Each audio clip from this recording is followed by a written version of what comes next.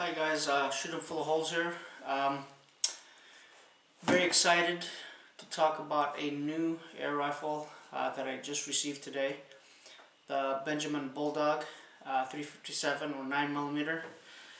A lot of raves about it, and basically brand new to the market. So I just received mine today, and the rifle is out of the box. I'm just going to give you a quick preview of what you're going to find in the box, basically. So the rifle is definitely very well packaged. Has styrofoam in all the right places.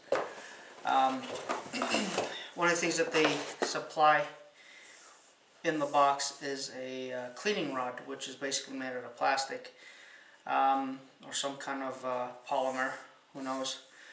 And also they supply, the basic stuff that comes in with it, your manuals, etc., magazine, your safety pamphlets, etc., etc., etc. One of the things they'll give you is also bore swabs to clean out the barrel and some pellet gun oil. What is really nice of them is that they also give you 6 pellets or bullets made by Nosler, which are 145 grains, and they have a ballistic tip. Very nice pellet, and this is exactly the same pellets that they used in South Africa to hunt big game, wildebeest, warthog, springbok, etc., etc. So at least you have something to start with if you're completely antsy. So let's get that out of the way. Here's the rifle itself. The rifle, tactical black. It's a bullpup. Some people love the bullpup design, some people hate them. I grew up with mainly traditional rifles or air rifles. So it does, how do I put it? It does look more futuristic, and it takes a little bit getting used to, especially if you're not used to it.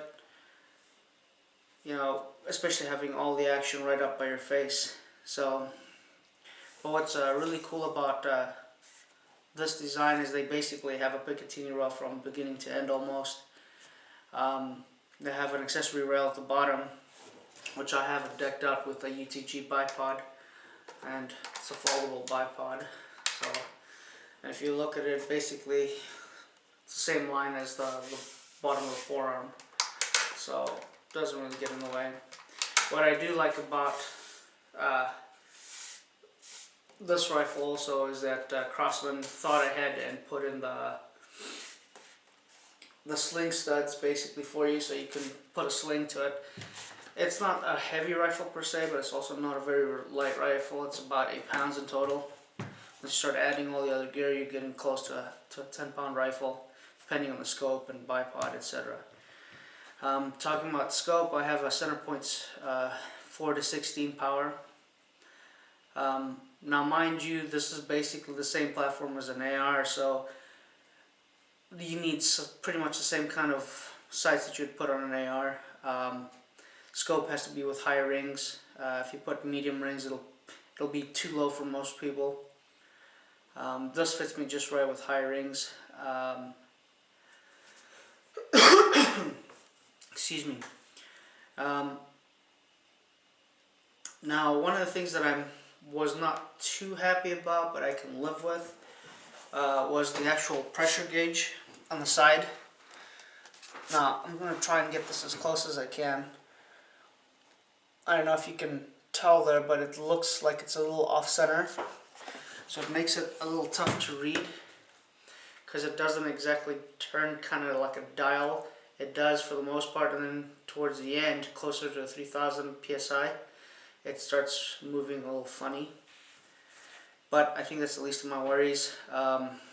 One thing I did notice though, when I used a pump to pump this rifle up, and I stick with the pump because I definitely would truly believe that pretty much any of these rifles, although they're pretty much air hogs, they'll eat up some serious air, especially if you want to do like target practice all day. Then yeah, you better have a scuba tank or something to fill this up, or else you're just gonna pretty much end up killing yourself pumping, and you know. But so I pumped this rifle up. Took me a while, just like pretty much anything else that you have to pump up to 3,000 psi. So one thing that I noticed is that the reading on the pump was different from the reading on the gauge. The gauge was, let's say, reading 2,500 psi, and my pump was reading basically 2,200 or 2,100 psi. So this is what I would suggest. If this happens to you, where your pump or whatever other gauge you may have in line with your scuba tank, etc., I would suggest don't go off of that reading.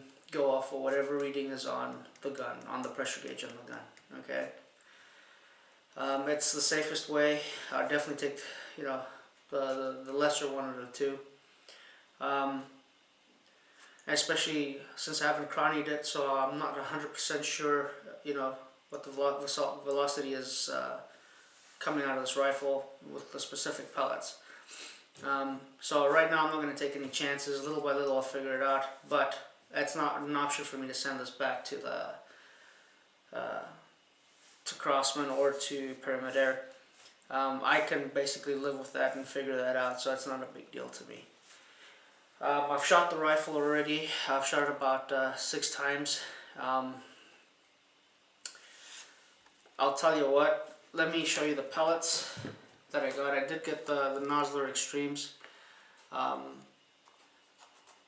Very nice pellet. I like the design, I like the weight. Also got the JSB Diabolo Exact Kings, however you want to put that, or I always call them the Kings.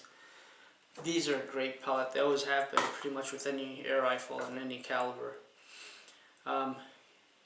Huge chunk of lead. Definitely will do damage pretty much on anything you shoot. You know, anything you shoot, as long as shot placement is still.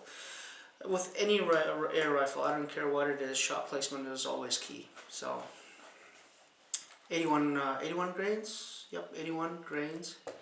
And these are 147 or 145 grains. So the air rifle can pretty much handle a wide variety of ammo. I wouldn't go any lighter than this. I wouldn't go any lighter than the 81 grains. That's what I started off with the first 3 shots to see if the scope was centered on. This is only at 10 yards. I just want to center it at 10 yards, and then I'll figure out the drop later at 50 and when I get a chance. The weather's really yucky. So I had to put earplugs on when I was shooting it with the 81 grain JSB. It's super loud, especially in an enclosed space. It's very loud. When I shot it with the ballistic tips, it was a lot quieter, but still, it's pretty loud.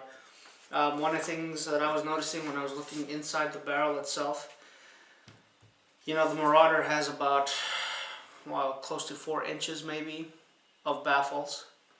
This one has maybe 2 inches of baffle space, or shroud, or of an open shroud, which allows the air to kind of funnel into that and take some of the noise away. So I mean, you might think that this whole thing is baffled. I mean, yeah, it's surrounded by a big shroud, but the only port is only about 2 inches big at the front. So another thing that I figured out was when I was pumping up this rifle, and here, this is where you have the valve connector, the quick connect valve. When you pump up this rifle, don't put it standing up like I did, like this. It fell over once, and luckily it was on the carpet, and I wouldn't have thrown a fit. If it had been on concrete, I would have thrown a massive fit. There's nothing more disgusting than a gun falling over on concrete or something like that, or a gun falling down. It just drives me insane. So I will suggest right now, fold the bipod and put the gun flat on a carpet or some kind of towel or something, connect it, and pump it up. That way you're safe, you're not worried about scope getting bumped or anything. The bipod does a pretty good job, but the line that comes from the pump is a braided line, and basically if you move it around too much or something, it has the ability to tip over the gun. So hopefully I've saved you the embarrassment of tipping over your own gun. But anyway,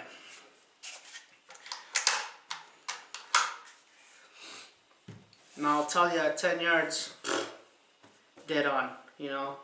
I had to adjust the sights of the scope a little bit.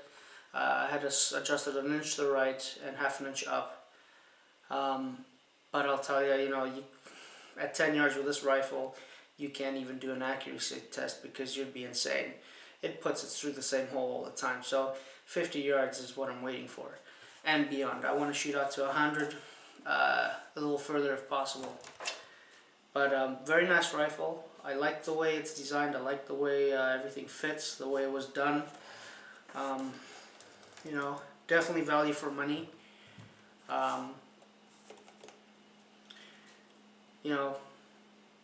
Very, very solid so far. As you can tell from the pressure gauge, I keep it pumped. I always leave my rifles pumped around about anywhere between 2,000 and 3,000 psi. They shouldn't develop any leaks. If they do, then I don't know why they do. It shouldn't have a problem that way. And plus, there's nothing in the manuals that suggest that you should leave it at a certain pressure. It always just says leave air in it so that the seals remain closed and dust doesn't get into them. Okay, well, what pressure is that? Is there a specific pressure? No, there isn't.